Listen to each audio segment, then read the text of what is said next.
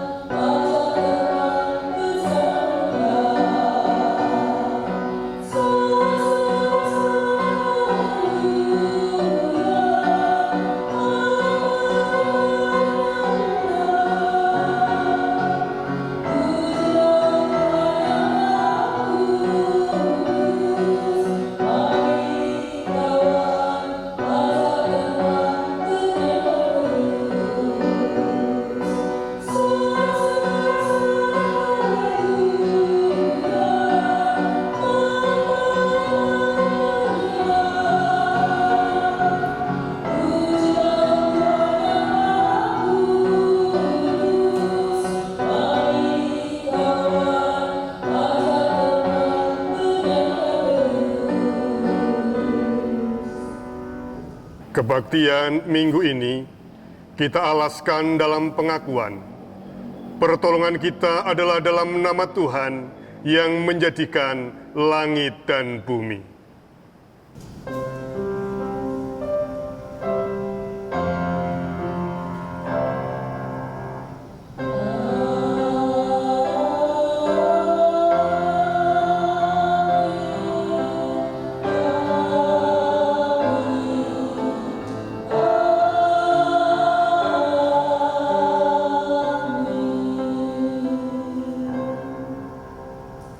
Kasih karunia dan damai sejahtera dari Allah Bapa kita dan dari Tuhan Yesus Kristus menyertai saudara sekalian.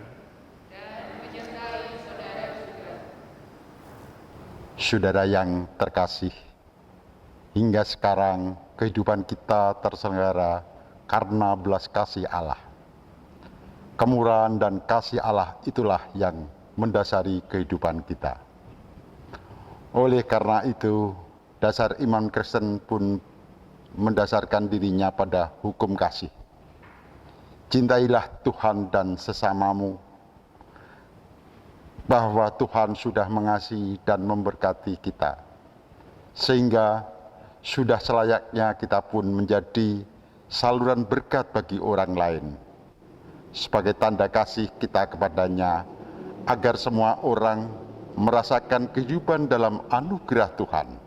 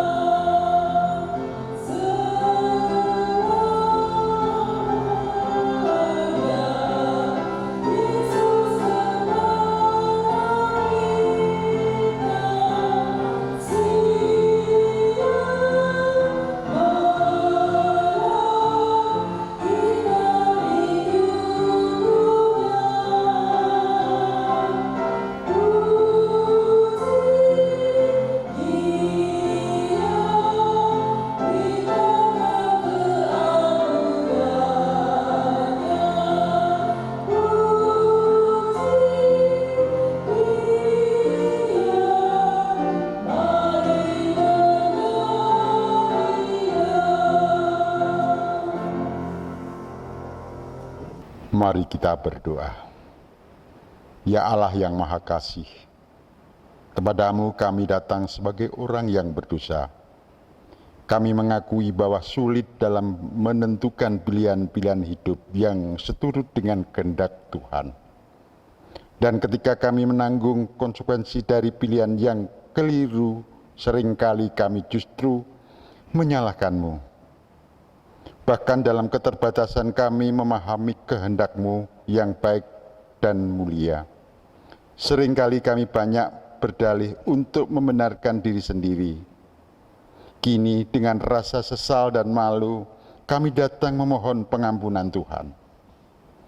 Hati-Mu Bapa selalu tergerak oleh belas kasihan terhadap semua orang. Namun hati kami sering dipenuhi dengan acuh tak acuh terhadap sesama. Ada kebencian, amarah, dan ketidaksabaran terhadap mereka yang minta tolong. Ampunilah kami yang sering menutup hati terhadap penderitaan orang lain. Dalam nama Tuhan Yesus kami berdoa. Amin.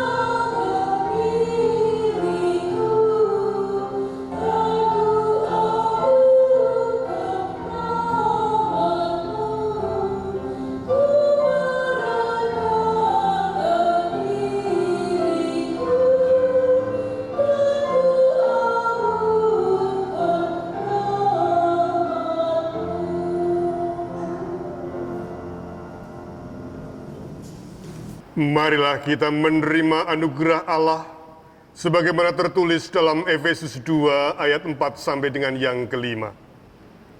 Tetapi Allah yang kaya dengan rahmat, oleh karena kasih-Nya yang besar, yang dilimpahkannya kepada kita, telah menghidupkan kita bersama-sama dengan Kristus, sekalipun kita telah mati oleh kesalahan-kesalahan kita. Oleh kasih karunia, kamu diselamatkan. Demikianlah berita anugerah dari Tuhan.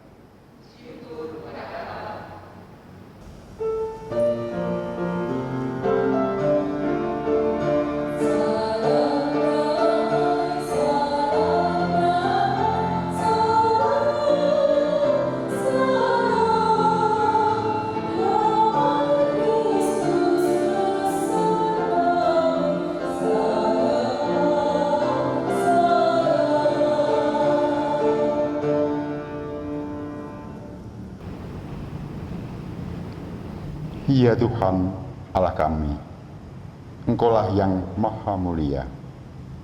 Kasihanilah kami, berilah kami kekuatan untuk menjalani kehidupan bersama-Mu. Ya Tuhan Allah kami, Engkaulah yang Maha Mulia. Kasihanilah kami, berilah kami kesanggupan menempuh setiap kesulitan yang mengganggu kami. Ya Tuhan Allah kami, Engkaulah yang maha mulia. Kasihanilah kami, berilah kami kesempatan untuk memuliakan-Mu.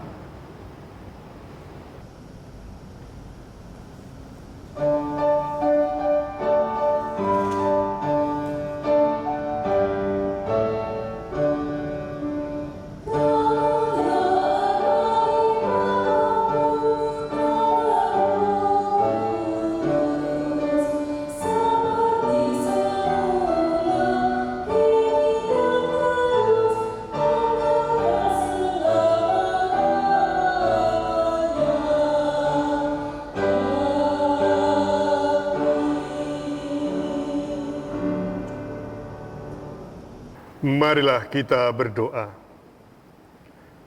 Ya Allah, kami bersyukur kepadamu karena penyertaan-Mu, karena belas kasih-Mu, diperkenankan kami untuk kembali berkumpul bersama dengan para sahabat keluarga kami, dan kami juga diperkenankan untuk memasuki kembali hari Minggu. Maka biarlah kami naikkan pujian kepadamu, karena Engkaulah yang telah memberikan kehidupan dan berkat-Nya kepada kami, dan Engkau ajarkan kepada kami juga untuk berbelas kasih. Biarlah Roh Kudus-Mu yang memampukan kami untuk mendengarkan firman-Mu, merenungkannya, dan menjadikannya tindakan dalam kehidupan kami. Dalam Kristus Yesus kami berdoa. Amin. Bacaan pertama, pergumulan Yakub dengan Allah. Kejadian 32 ayat 22 sampai 31. Pada malam itu Yakub bangun dan ia membawa kedua istrinya, kedua budaknya perempuan dan ke-11 anaknya, dan menyeberangi di tempat penyeberangan sungai Yabok. Sesudah ia menyeberangkan mereka, ia menyeberangkan juga segala miliknya. Lalu tinggallah Yakub seorang diri, dan seorang laki-laki bergulat dengan dia sampai fajar menyingsing. Ketika orang itu melihat bahwa ia tidak dapat mengalahkannya, ia memukul sendi pangkal paha Yakub, sehingga sendi pangkal paha itu terpelecok. Ketika ia bergulat dengan orang itu, lalu kata orang itu, "Biarkanlah aku pergi, karena fajar telah menyingsing." Sahut Yakub, "Aku tidak akan membiarkan engkau pergi, jika engkau tidak memberkati aku." Bertanyalah orang itu kepadanya, "Siapakah namamu?" Sahutnya, "Yakub." Lalu kata orang itu, "Namamu tidak akan disebutkan lagi Yakub, tetapi Israel. Sebab engkau telah bergumul melawan Allah dan manusia, dan engkau menang." Bertanyalah Yakub, "Katakanlah juga namamu." Tetapi sahutnya, "Mengapa engkau menanyakan namaku?" Lalu diberkatinyalah Yakub di situ. Yakub menamai tempat itu Peniel, sebab katanya, "Aku telah melihat Allah berhadapan muka, tetapi nyawaku tertolong."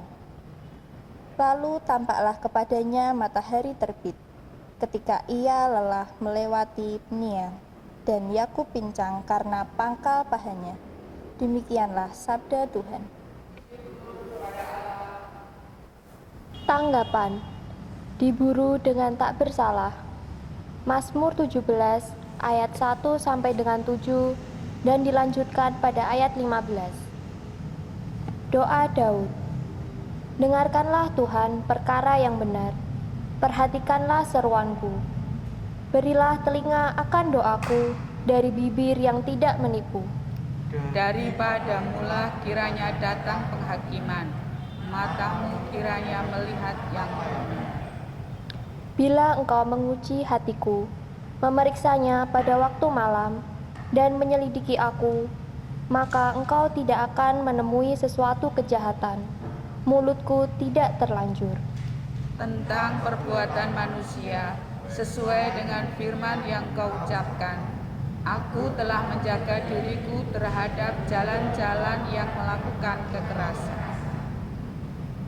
Langkahku tetap mengikuti jejakmu, kakiku tidak goyang. Aku berseru kepadamu, karena Engkau menjawab aku, ya Allah. Sendengkanlah telingamu kepadaku, dengarkanlah perkataanku. Tunjukkanlah kasih setiamu yang ajaib, ya Engkau yang menyelamatkan orang-orang yang berlindung pada tangan kananmu terhadap pemberontak. Tetapi aku dalam kebenaran akan kupandang wajahmu, dan pada waktu bangun aku akan menjadi puas dengan Tuhan. Bacaan kedua. Pilihan atas Israel. Roma 9 ayat 1-5. Aku mengatakan kebenaran dalam Kristus. Aku tidak berdusta. Suara hatiku turut bersaksi dalam Roh Kudus bahwa aku sangat berduka cita dan selalu bersedih hati. Bahkan aku mau terkutuk dan terpisah dari Kristus demi saudara-saudaraku, kaum sebangsaku secara jasmani. Sebab mereka adalah orang Israel. Mereka telah diangkat menjadi anak, dan mereka telah menerima kemuliaan dan perjanjian-perjanjian dan hukum Taurat dan ibadah dan janji-janji. Mereka adalah keturunan bapa-bapa leluhur yang menurunkan Mesias dalam keadaannya sebagai manusia yang ada di atas segala sesuatu. Ia adalah Allah yang harus dipuji sampai selama-lamanya. Amin. Demikianlah sabda Tuhan.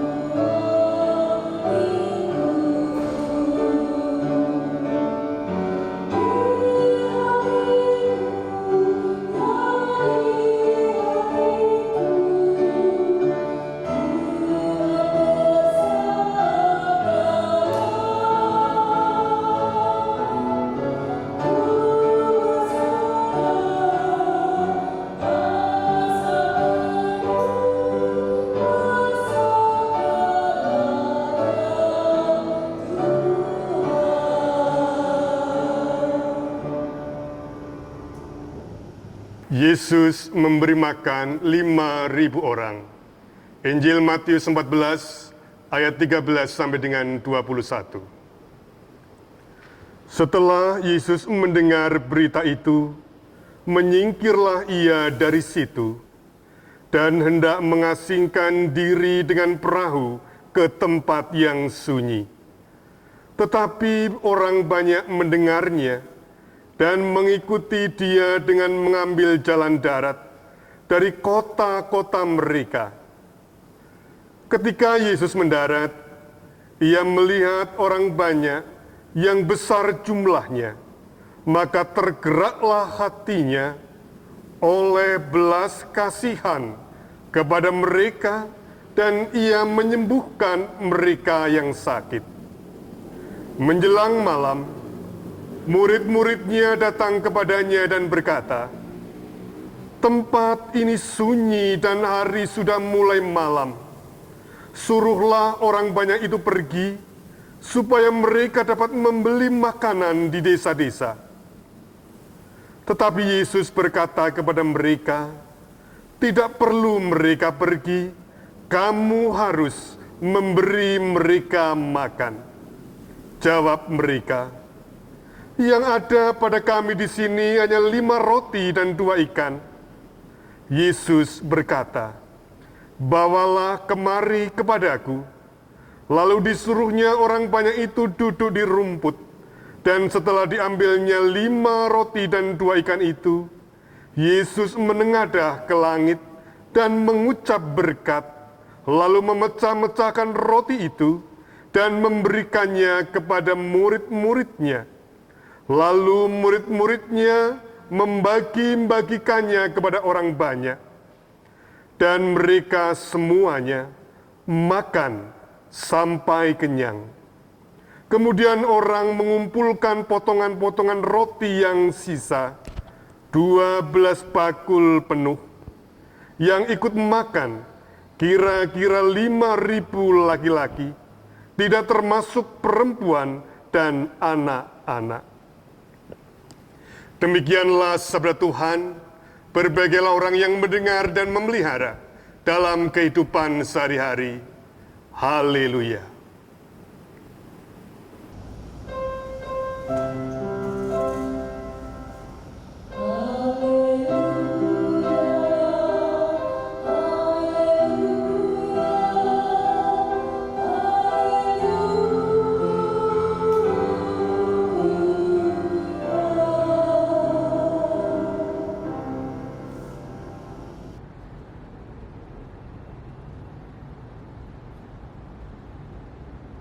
Sepiring nasi dan sepiring sate tentu tidak tersaji begitu saja di depan kita.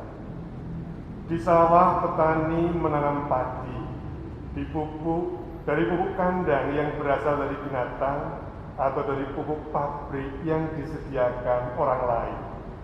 Dipanen bersama dengan orang lain, dikupas gabah menjadi beras, diantar ke pasar, dijual pedagang dan dibeli konsumen, dimasak dan disajikan.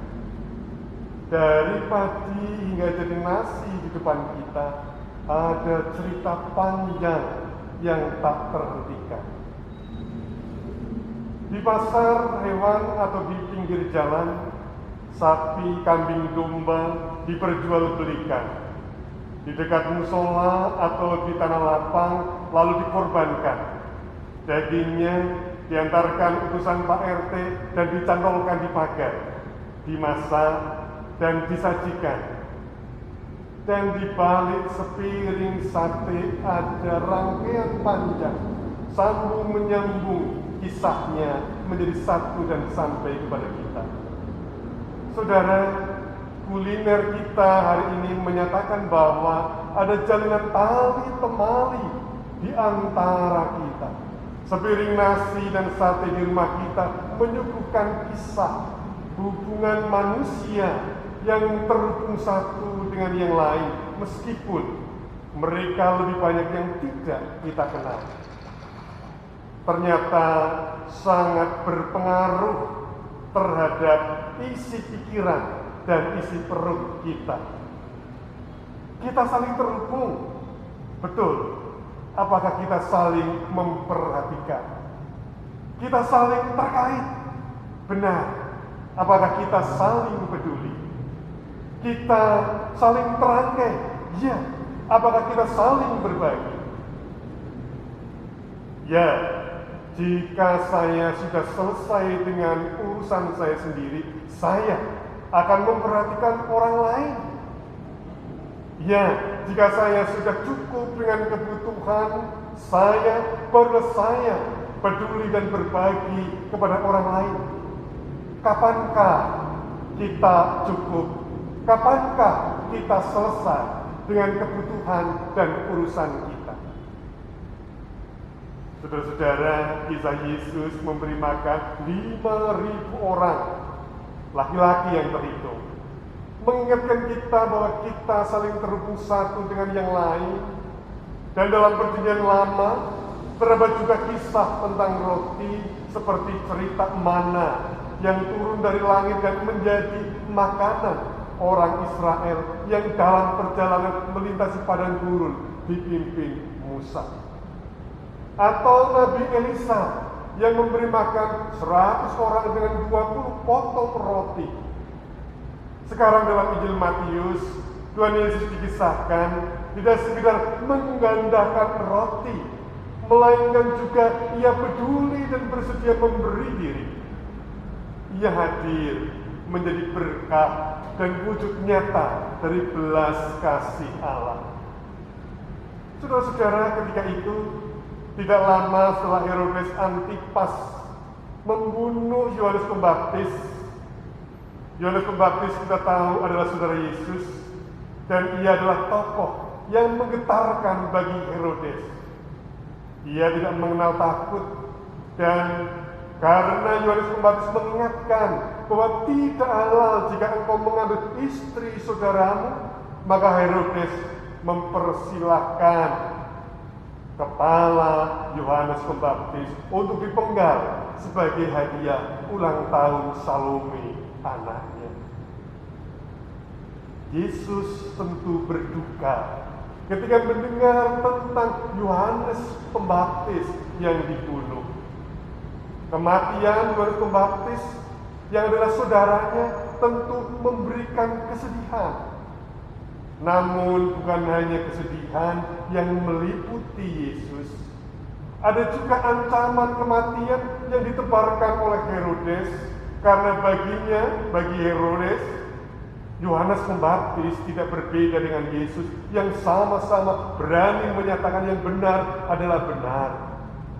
Saudara-saudara, agar disegarkan oleh kekuatan Bapa dari kesedihan dan keletihan jiwanya, biasanya Yesus menyendiri dan itu menjadi kebutuhannya. Barangkali seperti pekerja pada zaman ini disegerkan setelah ambil cuti. Yesus memerlukan kesempatan untuk menyendiri, menyegarkan diri, beristirahat, dan juga ia masih sempat memberi pelayanan bagi orang lain. Namun di tengah kesedihan dan keadaan yang melelahkan itu, ia justru tidak membiarkan orang lain mengalami keletihan dan kelaparan. Belas kasihnya menggerakkannya untuk tetap bekerja, melayani, dan melainkan juga memberi makan sekumpulan orang itu. Yesus mengesampingkan tujuannya untuk beristirahat, untuk menyendiri, untuk retreat, dan tidak menganggap orang lain sebagai gangguan. Dikatakan menjelang malam, murid-muridnya datang kepadanya dan berkata, "Tempat ini sunyi dan hari sudah mulai malam. Suruhlah orang banyak itu pergi supaya mereka dapat membeli makanan di desa-desa." Saudara-saudara, barangkali ungkapan para murid ini dapat dimaknai sebagai tanda bahwa para murid perhatian terhadap orang yang mengikuti Tuhan Yesus itu. Namun betapa terkejutnya mereka ketika Tuhan Yesus menjawab, "Tidak perlu mereka pergi, kamu harus memberi mereka makan." Jadi tampak jelas bahwa mempersilahkan orang lain makan, namun tidak ada makanan dan disuruh mencari sendiri, bagi Tuhan Yesus itu belum cukup sebagai wujud nyata dari perhatian, wujud konkret dari kepedulian.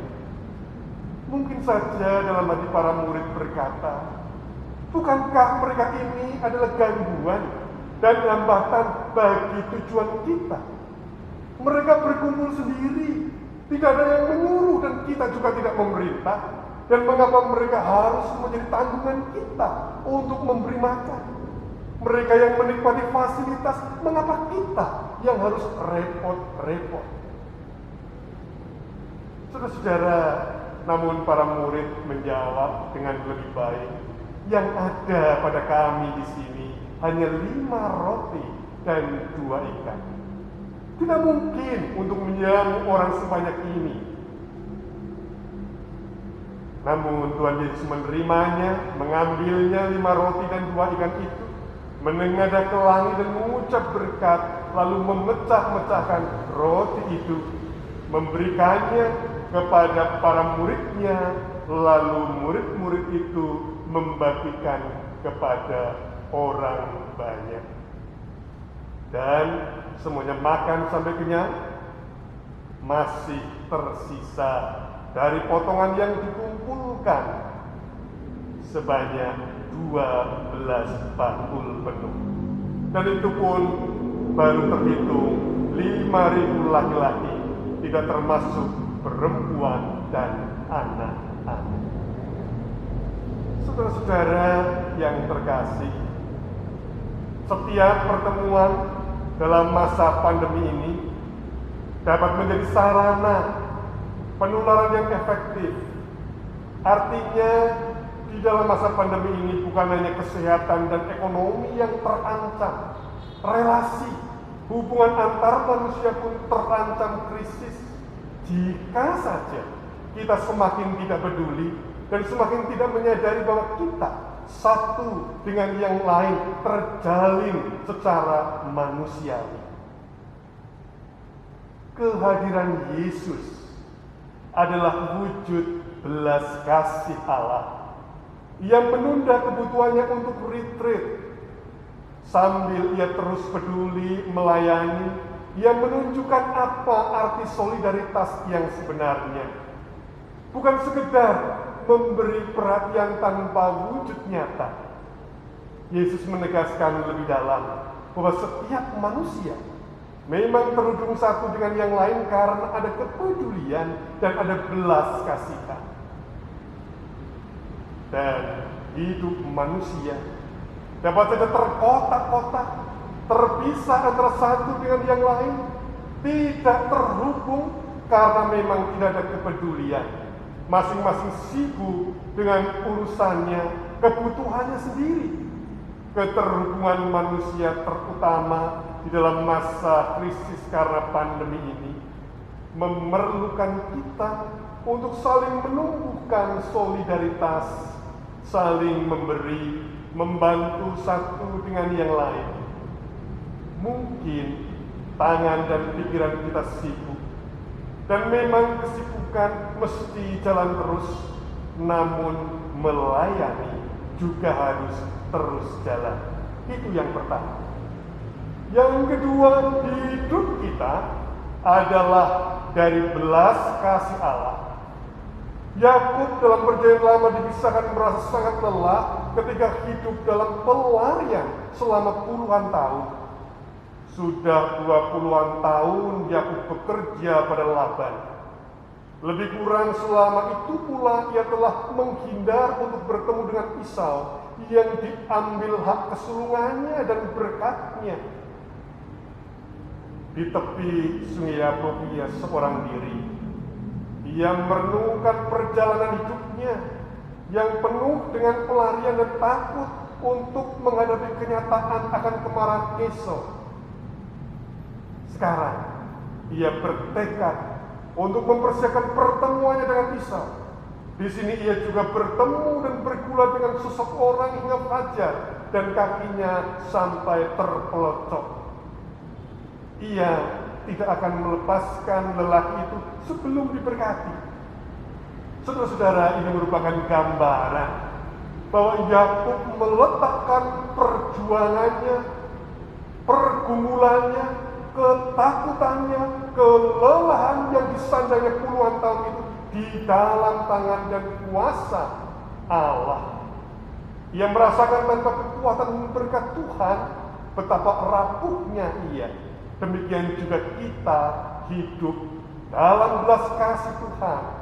Kekuatan tangannya yang akan memampukan kita melanjutkan perjalanan, menerobos setiap kesulitan yang sedang kita alami dalam masa-masa sulit ini.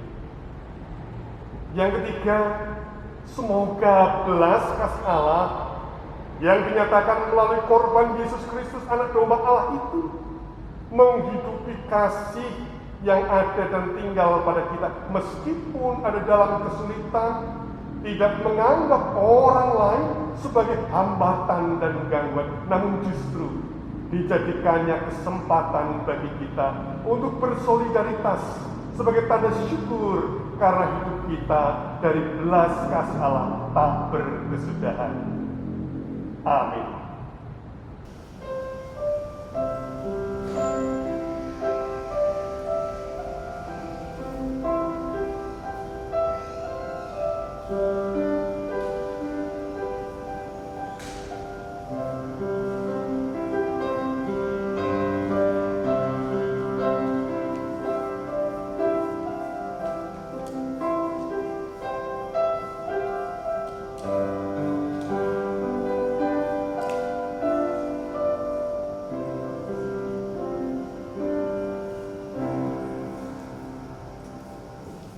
Atas firman Allah yang telah kita terima, marilah kita bangkit berdiri dan menyanyikan Tuhan ambil hidupku.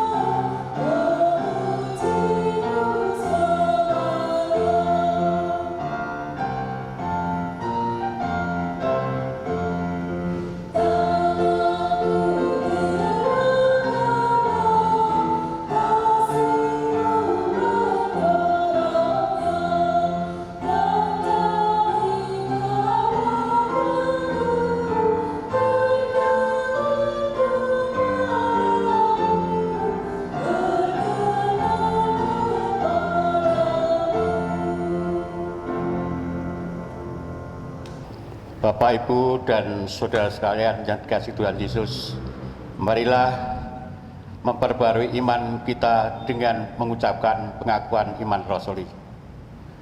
Aku percaya pada Allah, Bapa yang Maha Kuasa, Khalid langit dan bumi, dan kepada Yesus Kristus, Anaknya yang tunggal Tuhan kita, yang dikandung daripada Roh Kudus, lahir dari anak darah Maria, yang menderita di bawah pemerintahan Pilatus, disalibkan mati dan dikuburkan, turun dalam kerajaan maut.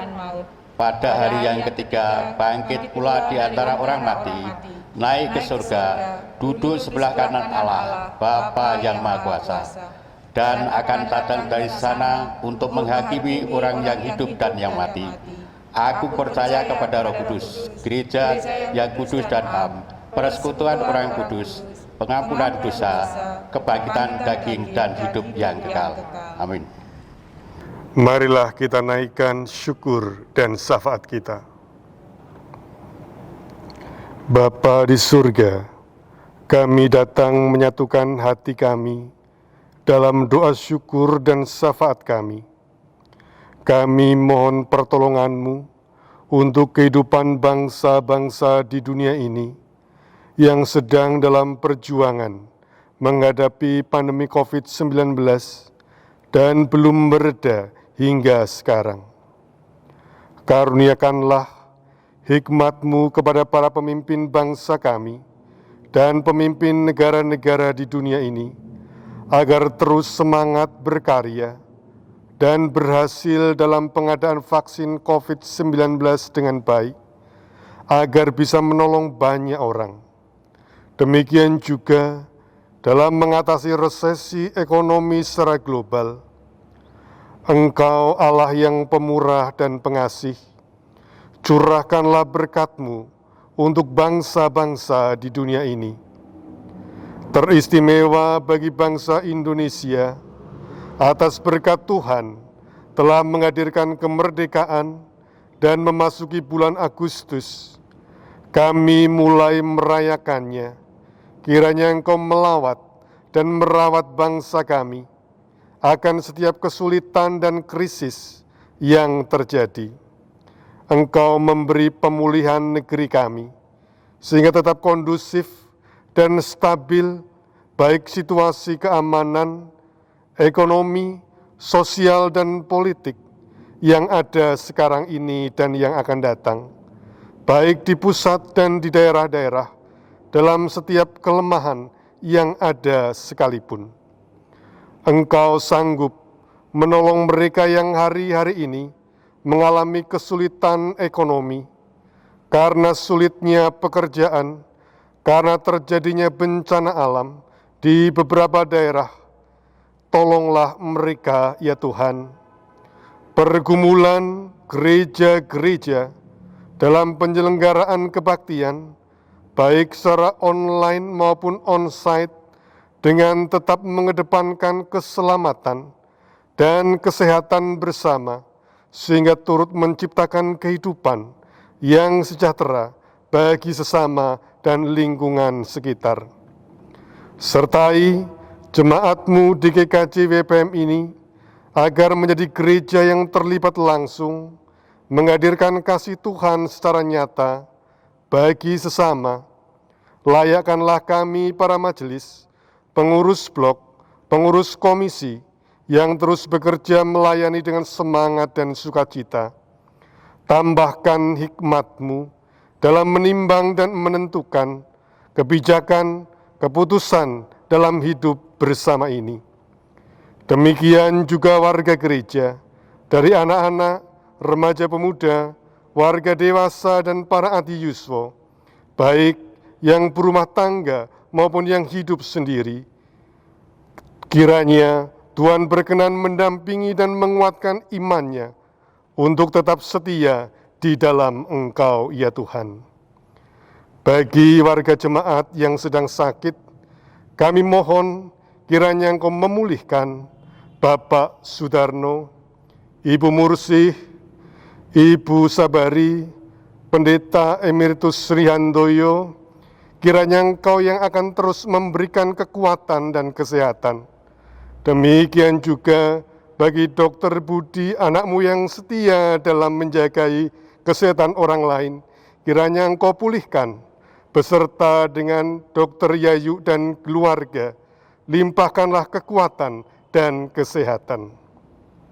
Tuhan, kami mohon berkat-Mu juga untuk setiap sahabat-sahabat kami yang bersukacita di dalam minggu-minggu ini, karena Engkau tambahkan usia mereka 1 tahun, tambahkanlah juga hikmat, limpahan rezeki dan kedewasaan bagi Ibu Sukamti, Bapak Budi Pramono, Ibu Sudarwati, Bapak Ignatius Tri Budi Yuwono, Bapak Sabto Agus Kuncoro, Ibu Christine Widi Astuti, Bapak Deki Rofitus, Bapak Tri Marjoko, Ibu Esther Setiani Purnaningsari, Saudari Tita Fiorentina, Ibu Sri Sumarsih, Saudara Adri Praditya, dan Saudara Brian Marcelino Restuhadi. Kami menyerahkan sukacitanya hanya ke dalam tangan-Mu saja. Terima kasih, ya Allah. Semuanya kami minta dalam nama Tuhan kami, Yesus Kristus. Amin. Kini kita memberikan kesempatan untuk mempersembahkan apa yang kita miliki. Ayat persembahan diambil dari 1 Tawarikh 29 ayat 14. Sebab siapakah aku ini dan siapakah bangsaku, sehingga kami mampu memberikan persembahan sukarela seperti ini. Sebab daripadamulah segala-galanya, dan dari tangan-Mu sendiri persembahan yang kami berikan kepadamu.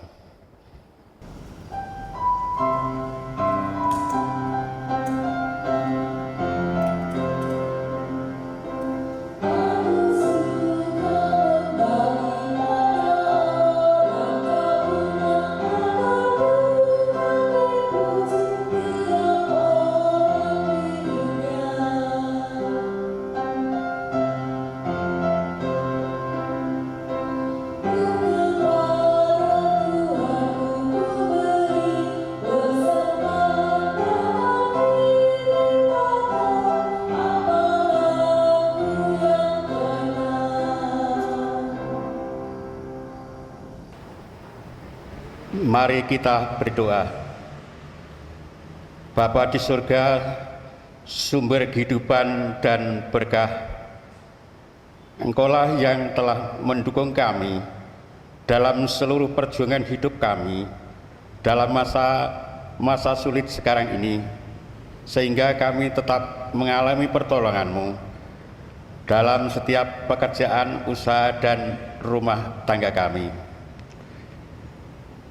Kini kami bersyukur sebagian berkat-Mu itu kami bawa dalam persembahan.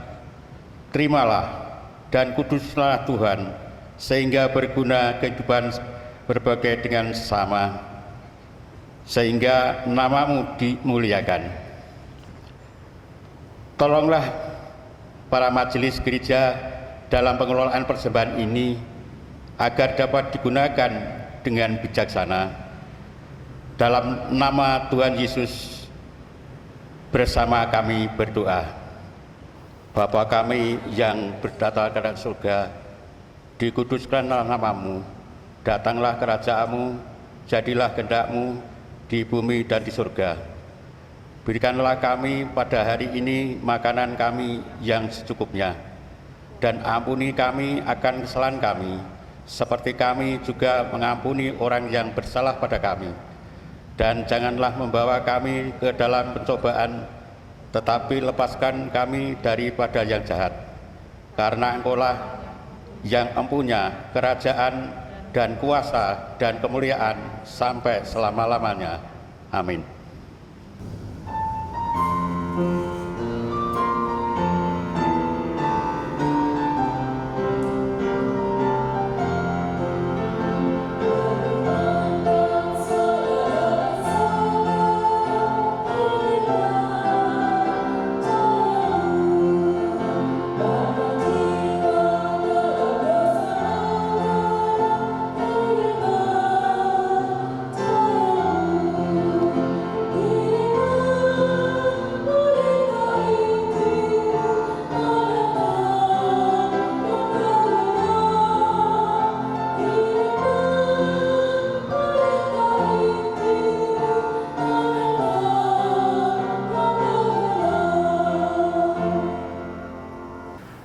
Marilah kita berbakti dalam kehidupan sehari-hari. Arahkanlah hatimu kepada Tuhan. Pergilah, wartakanlah kabar bahagia. Jadilah saksi Tuhan Yesus Kristus di tengah dunia yang dipenuhi dengan kemurahan hati dan kasih kepada semua orang. Sebab belas kasih Allah adalah sumber keselamatan kita. Terpujilah Tuhan. Terimalah berkat-Nya. Tuhan memberkati engkau dan melindungi engkau. Tuhan menyinari engkau dengan wajah-Nya dan memberi engkau kasih karunia. Tuhan menghadapkan wajah-Nya kepadamu dan memberi engkau damai sejahtera. Amin.